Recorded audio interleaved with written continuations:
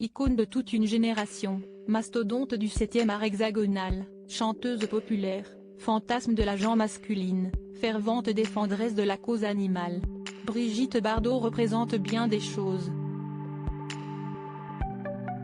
Pourtant, malgré ses nombreuses étiquettes, bébé a eu du mal à se coller celle de mère. Dans la nouvelle biographie qui lui a été consacrée, Et Bardot créa la femme, rédigée par Catherine Riwa et publiée ce jeudi 20 avril aux éditions de l'Archipel, la muse de Serge Gainsbourg a ainsi été dépeinte dans ce rôle qui ne lui a pas collé à la peau, elle qui est devenue maman d'un petit Nicolas en 1960, né de son union avec son second mari, Jacques Charrier. Elle ne sait pas comment s'y prendre avec son bébé. Et le bébé ne sait pas comment faire avec sa mère. Brigitte se plaint que, dès qu'elle approche, il hurle. A ainsi relaté l'autrice. Plus tard, Brigitte Bardot a tenté d'analyser cette connexion délicate avec son enfant, pointant du doigt son statut de star internationale.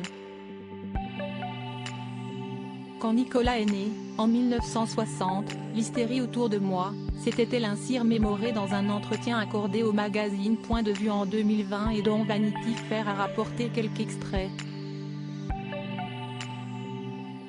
Et de détailler, c'était de la folie. La chambre d'accouchement installée dans ma maison, les photographes derrière les fenêtres, ceux qui se déguisaient en médecins pour me surprendre.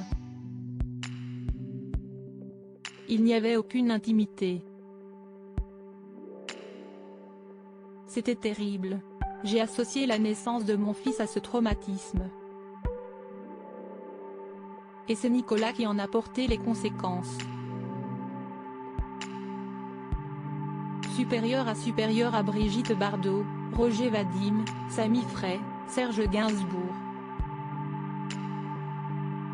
Qui sont les hommes qui ont marqué sa vie? C'était comme une tumeur qui s'était nourrie de moi. Brigitte Bardot et son fils unique n'ont malheureusement pas réussi à établir au fil du temps une réelle connexion, et aujourd'hui le dialogue semble totalement rompu entre eux. D'ailleurs, Nicolas Charrier avait même intenté un procès contre son illustre mère en 1996 pour les termes très durs qu'elle avait utilisés à son égard dans son autobiographie initiale B.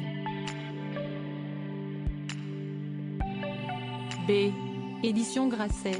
En effet, celle qui fut également mariée à Roger Vadim avait décrit sa grossesse d'une façon on ne peut plus crue. C'était comme une tumeur qui s'était nourrie de moi, que j'avais portée dans ma chair tuméfiée, n'attendant que le moment béni où l'on m'en débarrasserait enfin.